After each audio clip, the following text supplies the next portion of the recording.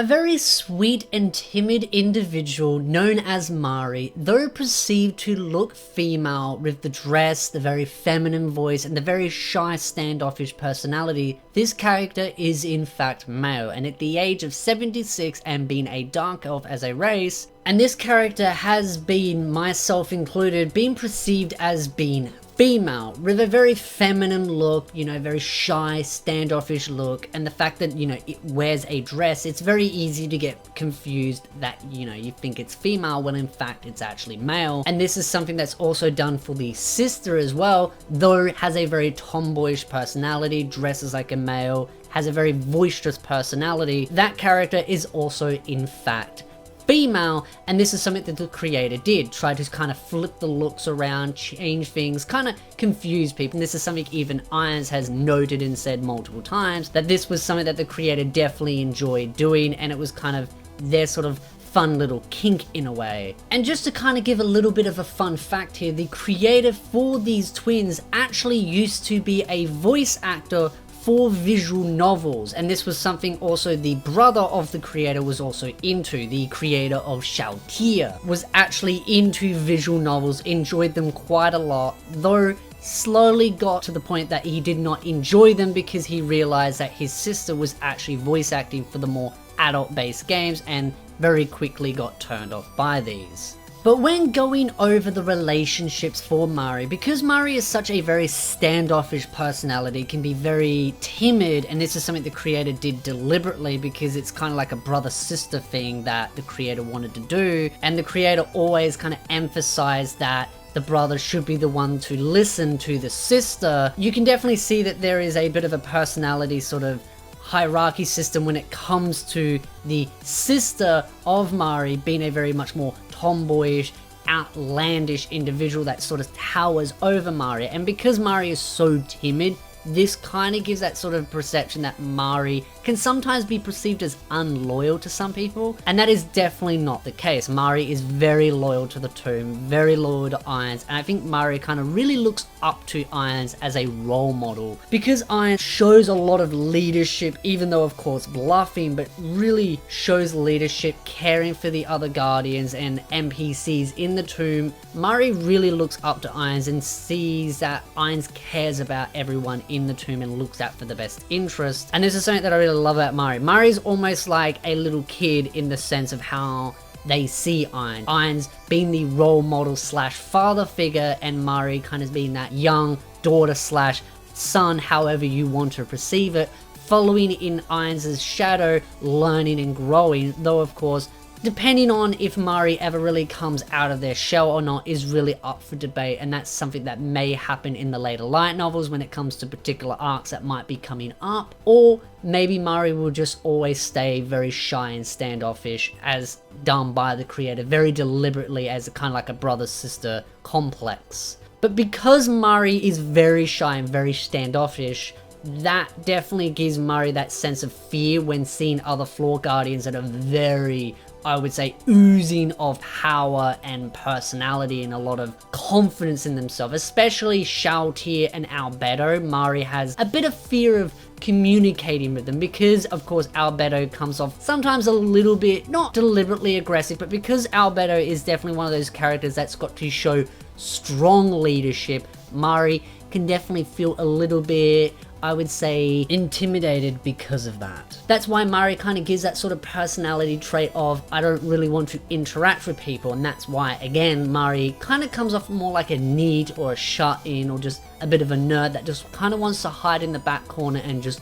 wants to be left alone. And that is something to note with Mare. Mare gets along with a particular character that runs the library in the Great Tomb, and Mare enjoys going to the library, reading, talking to that person about different books, because that person is very much similar in personality, very standoffish, kind of does their own thing, very quiet and timid. But when getting into the abilities and powers for Mare, this is the one thing that I am very interested about. In the job level component, there are 10 points in Druid, 10 points in High Druid, 10 points in Nature's Herald, 5 points in Discipline of Disaster, and 10 points in Forest Mage, and 55 points Unknown. So you can really see very quickly that Mare has a very strong connection to nature, forest, which of course being a dark elf, having that connection to nature is very important. And of course, seeing active abilities like Detect Life, Earth Surge, Magic, Shield, Power of Gaia, Woodland Stride, and Stream of Lava, and Stream of Lava being a 10th tier divine spell that deals fire damage. You can see that it isn't just Earth itself and Mother Nature and the grass and the forest itself, but also can deal with fire damage. It is a very powerful character, you know,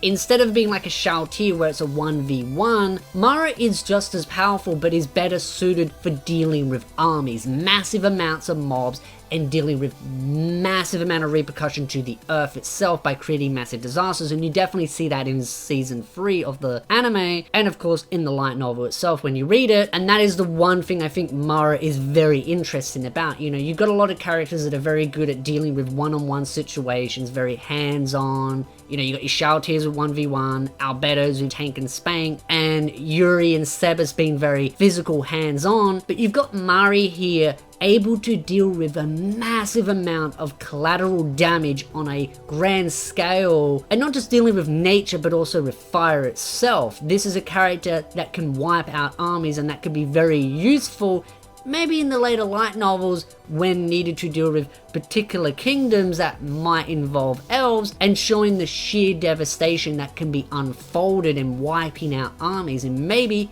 helping the elf kingdom deal with some pests that I will definitely be diving a lot more into in a later volume of kind of like a theories and analysis about where the twins could be going in the later light novels. But just seeing the magic power and this character as a balanced standpoint, it is very well rounded. It isn't a distinct overarching super amount of power in one area. This character is balanced very well, but instead of being on a 1v1 scale, it is dealing with a massive amount of grand scale damage and dealing with big armies. And so I look forward to seeing Mare in a more combat orientated story. Maybe in the later light novels we will see Mare in a more forward opponent, you know, actually dealing with large armies, and maybe the system might be very good in a kind of combat combination orientation. I'll definitely get into the sister and how possibly these two could synergize quite well, or who they would work best with. Going over the fact that Mare has a very balanced stat system, I also want to note that yes, Mare can be very good at a caster situation. Mare can also be very good in a melee combat situation, which we do see quite a bit in the anime and the light novel. When dealing with a particular organization in the kingdom, you do get to see Mare use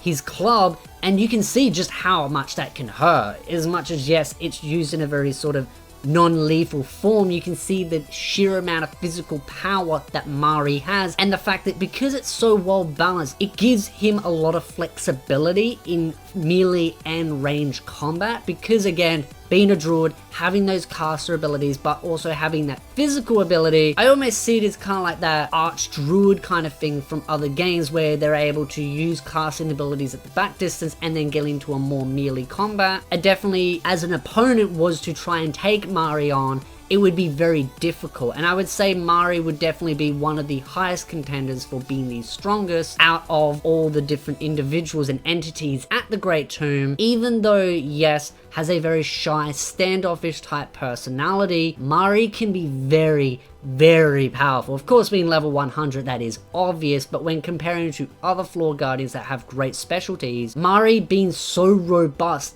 definitely gives a lot of power in a good sort of situation of having a lot of different tools for different situations, almost like Pandora's actor. Being able to change for different situations gives a massive advantage when in a sort of 1v1 situation, but because Mare isn't so much built for 1v1, built more for, you know, large combat, this definitely gives an advantage if, you know, by a chance that Mare was dealing with different types of armies, you know, cavalry, foot, archers, etc. It can give a good advantage in dealing with different situations, whether in a melee or range, as I said before. And if needing to use some form of defense, that is something that Mare can fall back to. Again, it gives a lot of options, not just combat but also supportive. So I look forward to seeing how Mare is done in a combat standpoint and supportive as well. But the last thing that I want to go over that Mare has is 2 ultra rare level 90 high class dragons, and that is something we've seen very briefly in season 3 of the anime and of course in the light novel, and I'm interested to see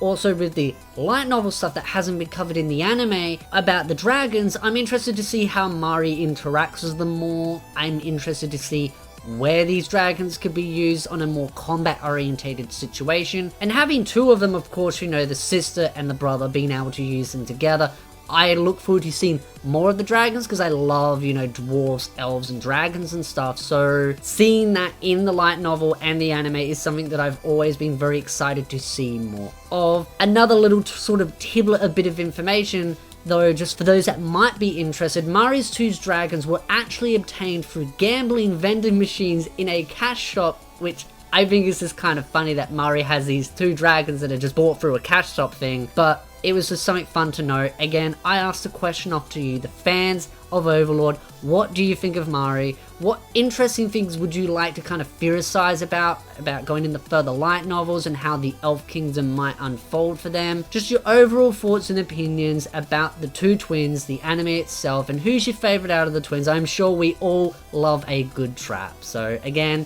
if you like this video, hit the like button, subscribe for more anime content, and I'll see you beautiful nerds